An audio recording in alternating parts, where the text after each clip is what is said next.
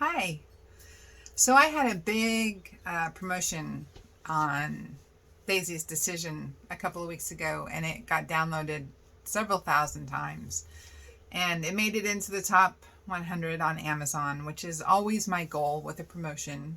And it was the number one Christian romance ebook for like 4 days in a row. So it was amazing promotion. It did really well. And it also inspired the criticism that I have been anticipating with this book.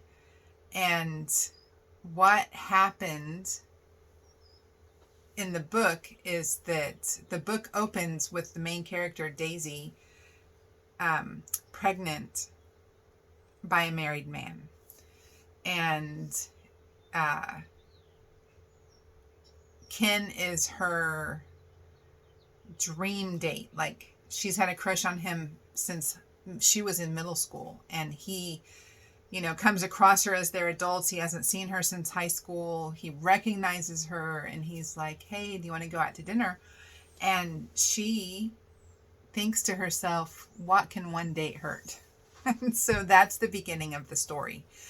But see, she's also a leader in her church ministry. She runs her family's ministry, and she's a leader in her church. And so the entire time she's struggling with the fact that she's pregnant and that she has sinned, and that the world will soon know, because it's not something that she can hide. It's not like the sin that is behind a closed door and no one will ever see. And so at one point in time, in like complete despair, there's an option given to her to terminate the pregnancy. And she is like tempted for a tiny portion of time to do it, and then feels terrible because she was tempted. And the temptation was that if she did it, then no one would ever know. But the reality is, God will know. The Holy Spirit knows. And so there's truly no hiding it. Even when you think that your sin is done behind closed doors, it's not. There's no true secret. But so the criticisms have come pouring in. And I expected them. I expected them the whole time. I expected them with Alexander's Appeal book. I expected them with Valerie's Verdict book. And I'm getting them with Daisy's Decision. And I just want to say something about that. And, I get this idea that I have a character who's a leader in church, who runs a ministry for her family, who teaches other women in a class. And then she has this thing that happens through her choices and her acts.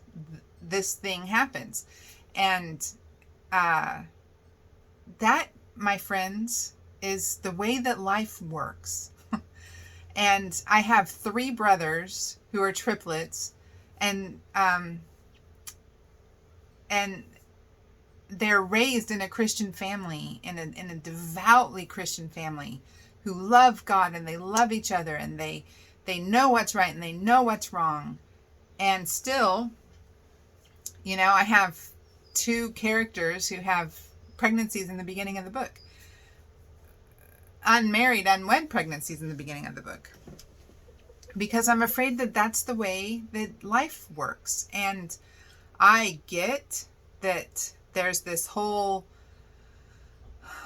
idea of it should be a Barbie and Ken meet Jesus kind of story to call it Christian fiction, but that's not what I write. It never has been. And I know that I just ripped open raw reality and gave it a redemption story. And that was what the Holy Spirit prompted me to do with these books. And I'm okay with that. And I can take the criticism and I can take the judgment for it, because I know that these were the stories that the Holy Spirit wanted written. And as much criticism as they're getting, I get a whole lot more affirmation over the spiritual truths found in the books, the emotional journey the reader gets put on, the true reckoning with God that readers bring themselves to through these modern day parables that I've told.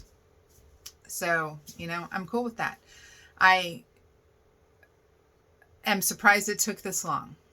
The last book in the series was released on January, 12th, and it's now April, and it took 4 months, and kind of surprised me. So I just felt like I needed to say, I thought about typing it out, and I thought, no, I'm going to talk about it. I'm going to talk about it, and y'all are welcome to talk about it with me. So, bye.